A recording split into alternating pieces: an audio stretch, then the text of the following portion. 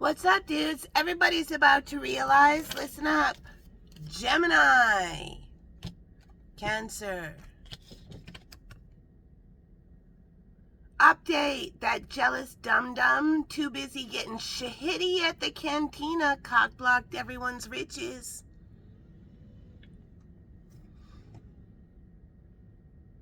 A whole bunch of people about to realize the jealous dum-dum too busy getting shitty at the cantina cock-blocked everybody's riches.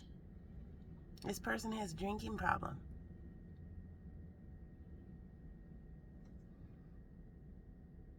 In their group, their collective, their team, or whatever, may find out that the high priestess went up to that person and said, does your group, team, collective, whoever, want to manifest with the high priestess? And then that person got so fucking rude to the high priestess's face, they rolled their eyes when the high priestess told them at the ice cream shop that they were psychic. And then it went like this. The high priestess said, does your collective want to work with the high priestess? I'm doing a new project now. We talk about concepts like spiritual awakening and the dark night of the soul. Speaker for this group. Yeah, does your group want to work with the collective? Because the other people in your group, all they create about is spiritual concepts. But you know what's the most dangerous person? A know-it-all, unenlightened, unawakened person who's the spokesperson for the whole group. They say no. And then when the high priestess says, well, I'm psychic, they roll their eyes directly at her across the table at the coffee shop. A coffee shop might mean something. At the ice cream shop. And when the high priestess says back to that super rude gesture, you know, blank, you don't have to believe me, but I believe me. And then guess what that know-it-all person said? Well, Molly, that's all that matters. Oh. Okay. Now they got lyrics where they're the good witch. Wait a minute, what? You got lyrics where you're a good witch now? Do you remember rolling your eyes and cock-blocking the actual psychic? Because I do. I also remember when the psychic asked you if you knew how to get a hold of a member of the collective and who they worked with in an LMG video. And you said, I can't remember. And it was one of those where it was like, oh, well, you can remember, but you can't remember. Does Team Best Team know how much you cock-block everybody? All right. Well, the truth finally came out. Yeah. What's the message from Call the Mermaid? Call the Mermaid. Then the team's about to find out that person ripped off the high priestess $2.50 per necklace when they decided to go ahead and raise the price from 20 to 25 when we have a 50-50 split. But of course, they only paid the high priestess $10 when they should be paying $12.50. Oh, yeah, Spirit said they've made fun of and taken advantage of the autistic woman long enough.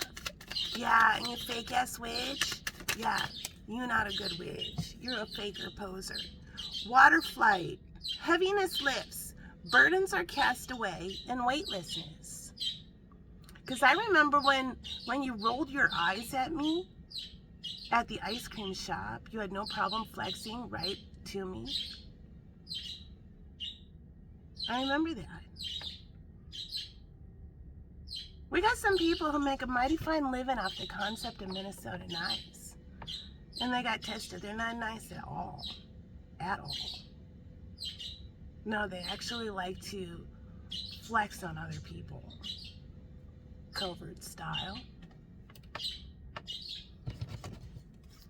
Because you know how Minnesota nice goes? when you leave the coffee shop, okay, a coffee shop for sure means something. When you leave the ice cream shop, after somebody drove all the way from Richfield to Minneapolis so you wouldn't have to go 5 minutes out of your way, of course. And then you show up late, and they got there first, they're just sitting there. And then you show up and get your order, which was delivered to you, which you're ripping them off, $2.50 per item. And then when it's time to go, that person says, hey, blank, I know you're a busy person, but clearly you look injured right now. If you need a friend or something while you're on tour, you can reach out to me. And then they say, oh, awkward hug. And I say, oh, well, my car is parked 2 blocks that way. And then they say, well, my car is right here. Yeah. All right. Yeah. Minnesota Nice says, get my car, because I know who you are. Get in my car, and I will take 10 seconds out of my life and drive you so you don't have to walk 2 blocks. Yeah. Did that person do that? Of course not. Of course not. They just got in their roller skate car and just rolled away. Or should I say cruised away? Cruised away. Never looked back. Just gobbling up people. Starfish. So now you're the good witch? Come on. Good witch, I think you owe me some money. Do you know how much bad karma you have when you monetarily rip off a high priestess?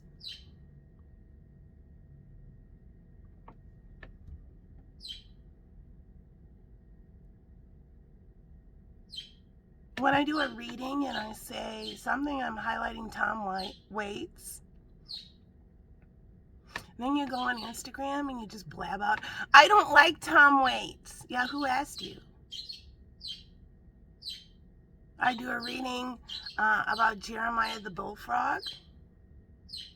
Then you go up on Instagram. There's you in a video. Jeremiah was a bullfrog. Who asked you? Now you're a good bitch?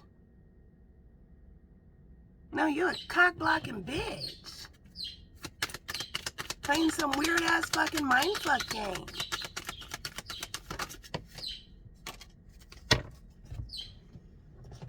All these girls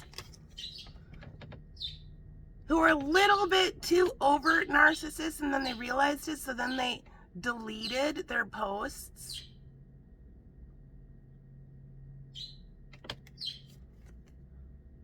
What if somebody can see what actually the whole story?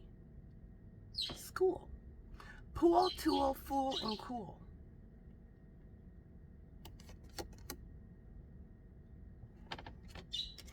Jam. Ham, damn, and ram. So for the record, yes, I did reach out to a major collective here in the Twin Cities, to their spokesperson. And that person completely said no. Then they cock-blocked. And then they drove away after ripping me off.